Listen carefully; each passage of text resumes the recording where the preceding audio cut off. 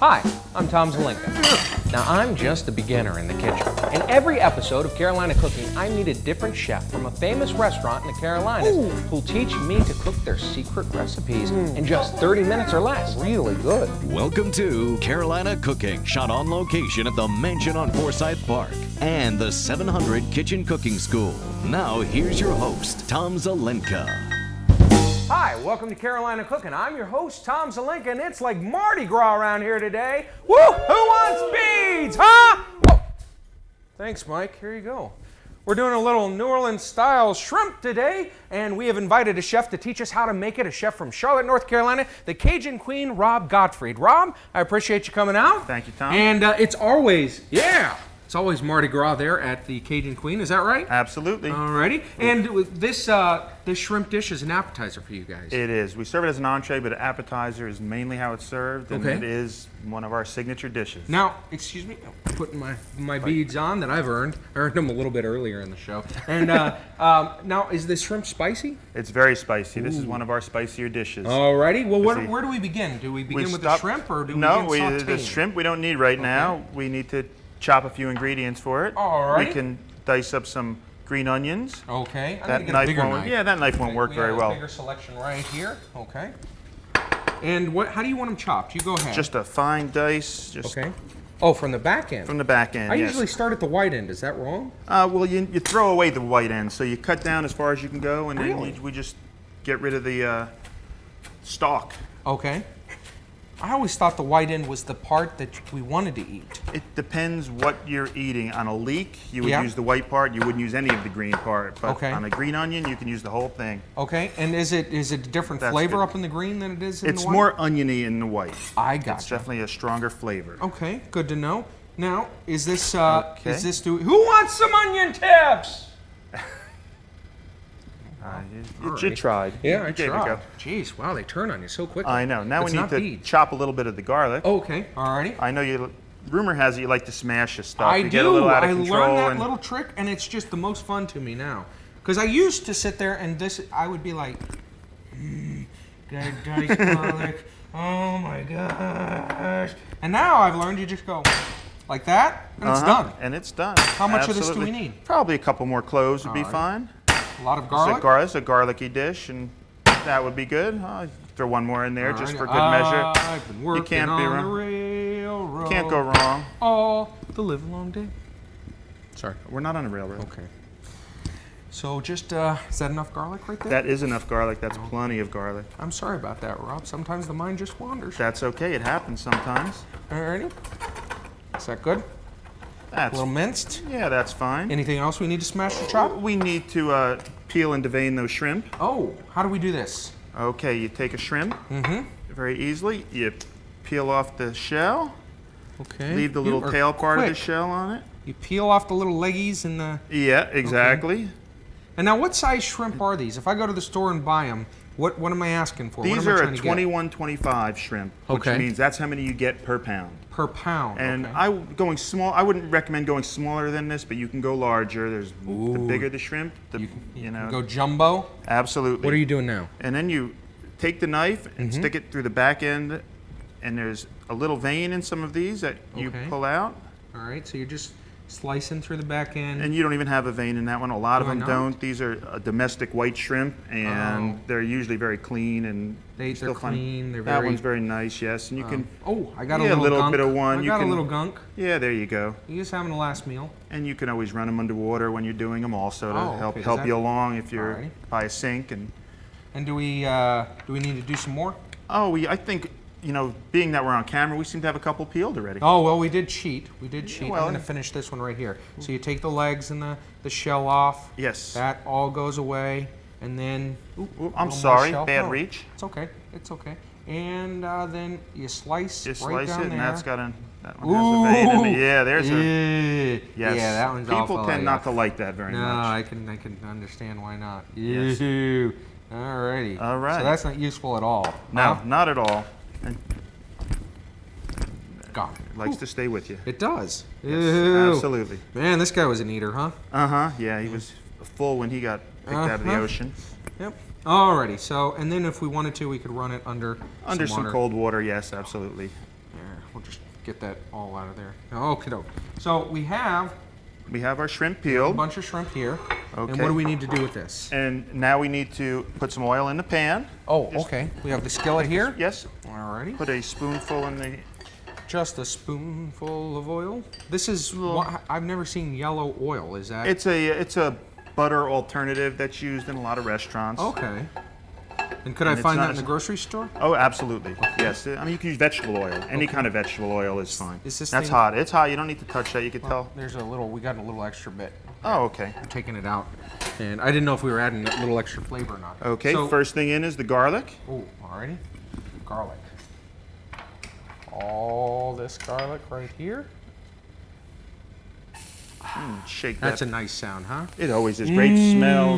That's what you smell when you come to our restaurant. You The smell, garlic? Oh, you smell garlic, and you smell blackening, and you just have, your nose goes wild. You know, and I Plethora of smells. And I hear your eyes go wild too. It's a plethora of sights. Absolutely. And now what goes next? Now we put in the Worcestershire sauce. This would be this right here? Yes, it is. Okay. That's all measured out for you. You just put all of that in there. All that. Put in a little bit, get a little sizzle going. Yeah, Throw in wow. a nice pinch of the barbecue spice. Barbecue spice. Now, where did you get this? We make that. It's one of our other house blends, Okay. which is made with several kinds of peppers also, except this one has crushed red pepper, which makes it nice and hot. And what's the green stuff? The green stuff is rosemary. Rosemary? Okay. Yes, there's whole rosemary in there, and I wouldn't smell it too smells much. Incredible. And I wouldn't touch your eyes or anything else that you Oh, is there value a lot of after you pepper? touch. Oh yes, it's one of the spicier dishes we make. Okay. Yes. So this goes just a pinch in here? About a tablespoon. Oh, a tablespoon. No, All I'm right. sorry, teaspoon. I apologize. Teaspoon. Yes. Alrighty. And that should be good. Depends on how many shrimp you're cooking, of course. Okay. Now the shrimp could go in there. Shrimp. We have our bowl of shrimp right here. Yes. All these shrimp? I would throw about 3/4 of them in there. Okay. So we'll be putting these in. We'll be sauteing our shrimp when Carolina Cooking continues. This is kind of spicy. That's very It spicy. wasn't that bad. And so just basically we're stirring. Yeah. We're getting a base or something. Yeah.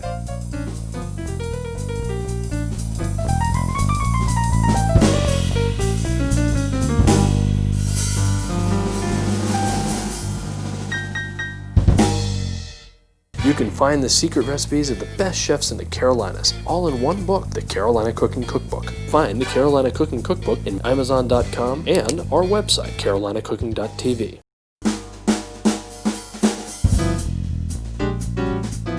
Hi, welcome back to Carolina Cooking. I'm here with Rob Godfrey, the chef at Cajun Queen, where it's always Mardi Gras in Charlotte, North Carolina, right? Yes, sir. We have made a base Yes. for our shrimp, and now we're ready to throw them in, Now right? we're ready to put our shrimp in. Alrighty, we're going to do all these? I would put about 3/4 of them in there. Okay, 3/4. Yes, about. Honey, 1, That's good. 2/4. What you have Oh! there? Oops. Oh! Oh, how did that happen? Oh my gosh. Well, we'll just cook them all up. Sorry, crew. We're going to have to cook up all the shrimp. I apologize for that. No, you're just going to have to eat more. So, this is an appetizer at your restaurant. Yes. And your restaurant has been around for what? How long? 20 years now. 20 years. Wow. Yes. Wow, so it's pretty much a staple of Charlotte, North Yes, Carolina. we sure hope so. We've been there for a long time. We must be doing something right. We've been there for 20 years. I so- would imagine it's probably the food and then the atmosphere. Yes. Maybe even the live music. Probably is. We have live music every night of the week, so it's always, like you said, it's always Mardi Gras. Always Cajun Mardi Gras thing. there? And so we're letting this cook. How long does shrimp go? Because I'm always a little worried when I cook shrimp that I'll overdo it. Shrimp, for this dish, you should cook them until they're almost completely white. Okay. When they turn white, they are finished, but you don't want to overcook shrimp or they get a little chewy and they... Yeah, that's how I usually do it. That's how you I usually do have nice chewy shrimp. So we're having these sauteed. Do I need to keep flipping them? Yes, absolutely. You need to keep moving them till they're just about cooked. Well, my head's bouncing up and down as you're doing that, too. Woohoo! Woohoo! Woohoo! And you're just a TV host. Oh, we got a man down. Man down. We'll clear him. All right, get back on the plane. Whew. I thought he was gone. Okay. Okay, now we're Anything pretty... now you can throw in your scallions, Scallions. green onions, right as here. people call them. Okay. You don't need all of Onions those. is the place That's for good. me. Okay. Now a and little bit of chicken stock. chicken stock. What you have there will be fine. And that's about a cup, half cup. Yeah, about half a cup. Okay. So I just need to sling it all around? Yes, sir. Mix it up real well and get it. Woo! Woohoo! Oh, you got Woohoo! it. You're a natural. Okay, and so mixing up all those ingredients, do we need more of the spice? No more spice? No. Well, you're pretty tough to be eating that spice raw. Yeah, it's good. I like it. It's warm, nice and tasty. It'll warm you up. Where do you get that from again? I'm sorry. It's another one of our homemade spices. If I want to get it, yes. What do I need to do? You could probably find something like that in a specialty store for a barbecue shrimp. It won't be the same as ours, but if I wanted yours, what would I do? If you wanted ours, you can give us a call. We'll gladly ship you some. Good, great. And we need to put a little beer in there now. Oh, beer. Wow. Yes. Are you sure this is beer? I think it is. I'm not sure, but you tell me. It's good with the spices. Is Very it? good with the spices. Yeah. Maybe a little bit in with the shrimp also wouldn't be. Do we need it all? Well, we don't need it all. Probably about half of it, and we'll save you a little bit. Okay. Yes, and it's warm because we're adding it to hot sauce, so it makes no sense to add cold beer to a hot dish. And now we just need to finish it with a little bit of butter. Okay. Oh, gotta set down my beer now. Yes. A little butter? You could put all that butter in there because we have a lot of shrimp. So. All right. So all the butter? Yes, sir. There we go. And we're just letting the butter melt? Butter melt, and that's fine. That doesn't need to be taken off the stove because it's not creaming. It's just adding a little bit of butter flavor to the sauce. Oh, I gotcha. Alrighty. Well, when we come back to Carolina Cooking, I'm going to be talking to Aris Ragazeas and find out what he has paired with our shrimp. When Carolina Cooking continues. We should get you one. I mean, it's not fair that we don't have you here. But you're driving. So. I am. I have to go all the way back to my room.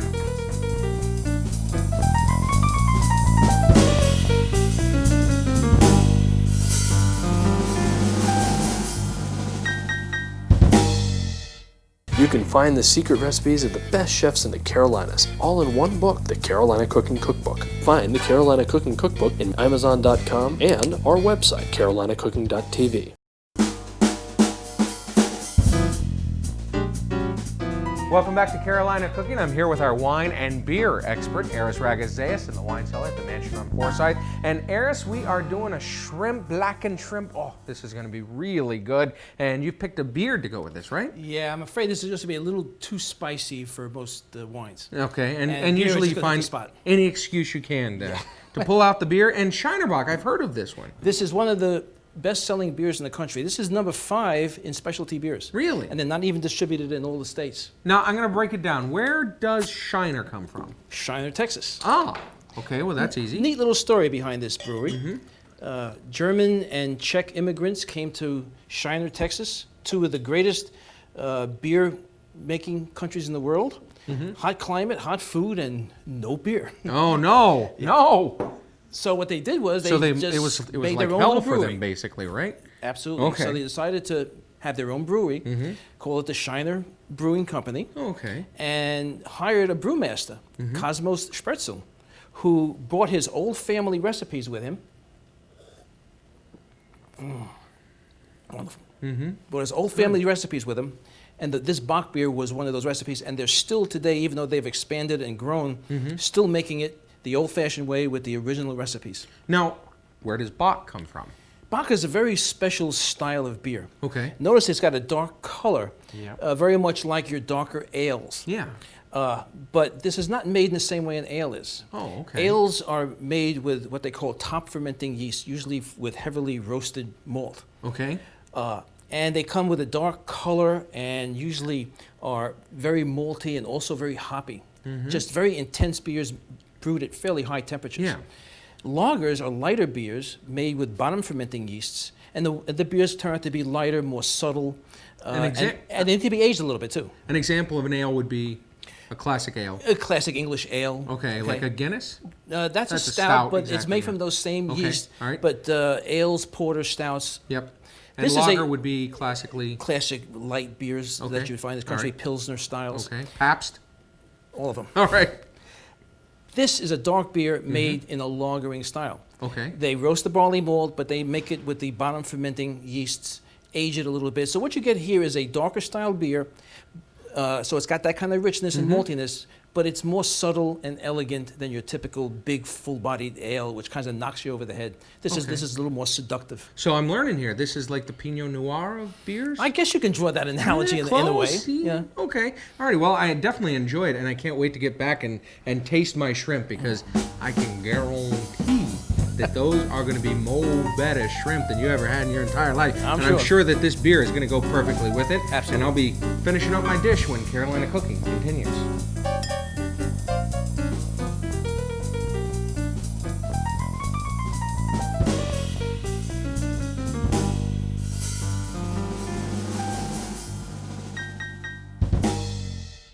You can find the secret recipes of the best chefs in the Carolinas, all in one book, the Carolina Cooking Cookbook. Find the Carolina Cooking Cookbook in Amazon.com and our website, carolinacooking.tv.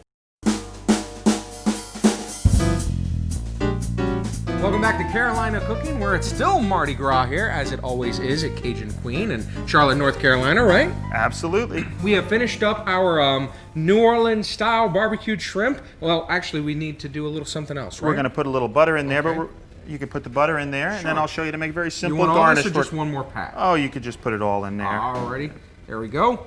All the butter. We're just gonna let that melt in. Yeah, we'll Make let it that nice melt in. and The rich and sauce thick. is nice and hot. Okay. Not very thick. It's a thin beer-based sauce. Oh, so I gotcha. So it won't really Spicy. thicken it, but it'll just give Exactly. it that butter flavor there. Butter flavor. That's why we have the bread, because that's people love to dip the bread Oh, into we can their, sop it up with the sop bread. It. That's great. I think that word was invented in New Orleans. Oh, Sop. yeah? Sop?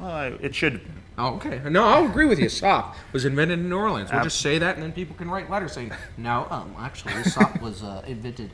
so now We're gonna make a little lemon crown We're gonna here make a for little you. lemon crown. Well, first you have your own little knife over there, and I have do. mine here. I do. And I'll show you how to do it real quick. You cut Okay. off both ends very quickly. Okay. And then you start at the top, and you want a little bit of height here, and you go back and forth, kind of zigzagging in the lemon. Cutting off the top. Yep. Cutting off the Cutting off bottom. the bottom. Okay. And then when your ends meet, you have a nice little lemon crown.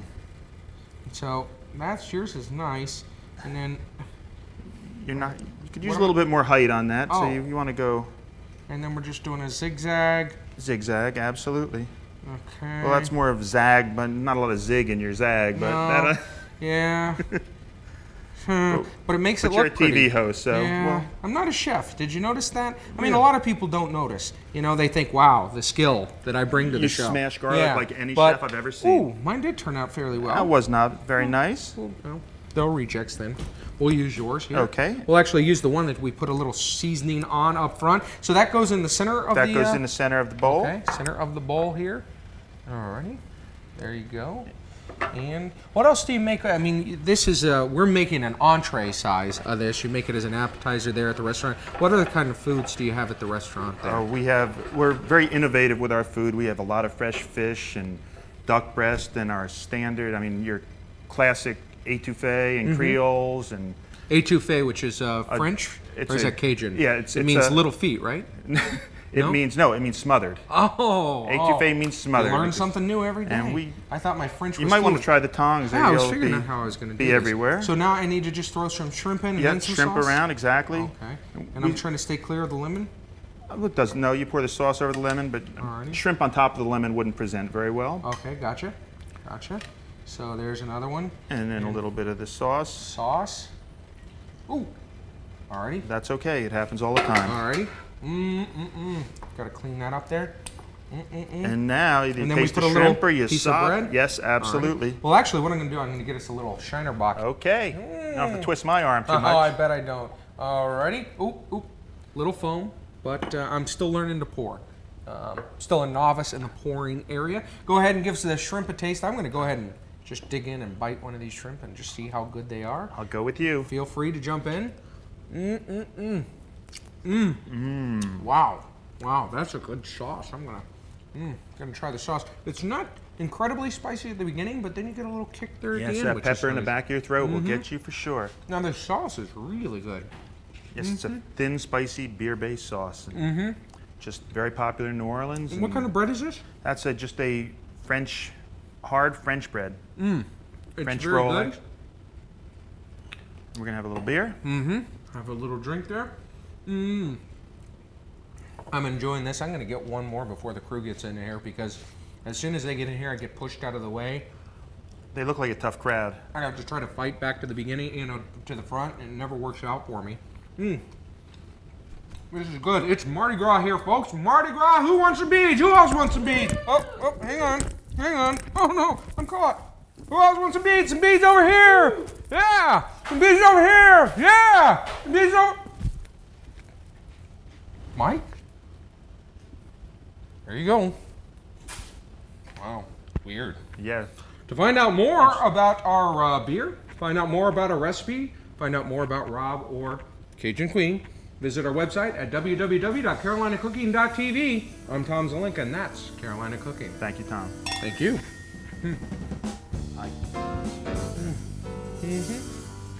Still good? You know that mic. That mic's got issues. Anything to say. That's okay. Mike's got issues.